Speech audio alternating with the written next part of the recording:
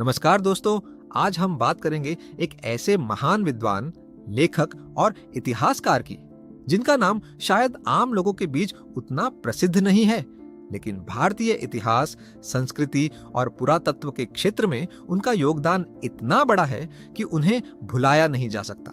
यह कहानी है महान साहित्यकार, इतिहासकार और पुरातत्ववेत्ता वासुदेव शरण अग्रवाल की। दोस्तों, वासुदेव शरण अग्रवाल का जन्म 1904 में हुआ। बचपन से ही उन्हें भारतीय इतिहास, संस्कृत भाषा और प्राचीन संस्कृति में गहरी रुचि थी।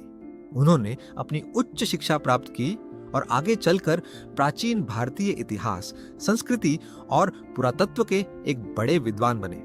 उनका मानना था कि किसी भी देश का भविष्य तभी मजबूत बन सकता है जब उसके लोग अपने इतिहास और संस्कृति को सही रूप में समझें। यही सोच उनके पूरे जीवन का उद्देश्य बन गई। शिक्षा पूरी करने के बाद उन्होंने संग्रहालयों और पुरातत्व संस्थानों में महत्वपूर्ण जिम्मेदारियां निभाई।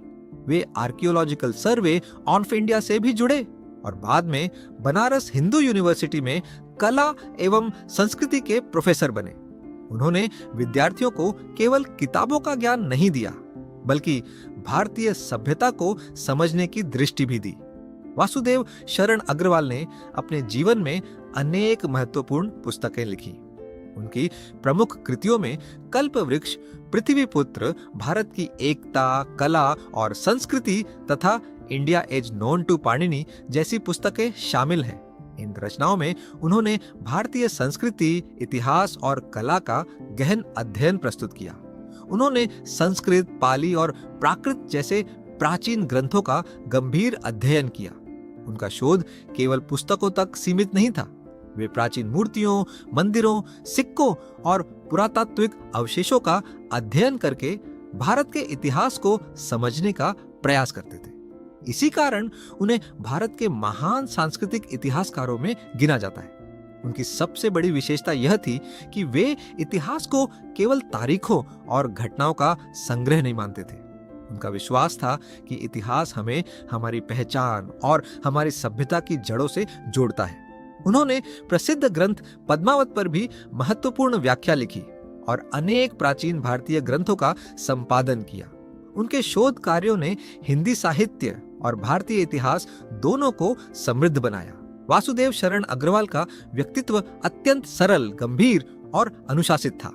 वे मानते थे कि एक सच्चा विद्वान वही है जो जीवन भर सीखता रहे और अपने ज्ञान का उपयोग समाज के हित में करे। 1966 में उनका निधन हो गया, लेकिन उनके द्वारा लिखी गई पुस्तकें और शोध आज भी विश्वविद्यालयों, शोध संस्थानों और साहित्य प्रेमियों के लिए प्रेरणा का स्रोत है।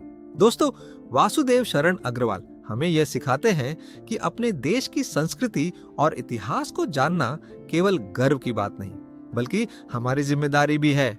उन्होंने अपना पूरा जीवन भारत की सांस्कृतिक विरासत को समझने और दुनिया के सामने प्रस्तुत करने में लगा दिया।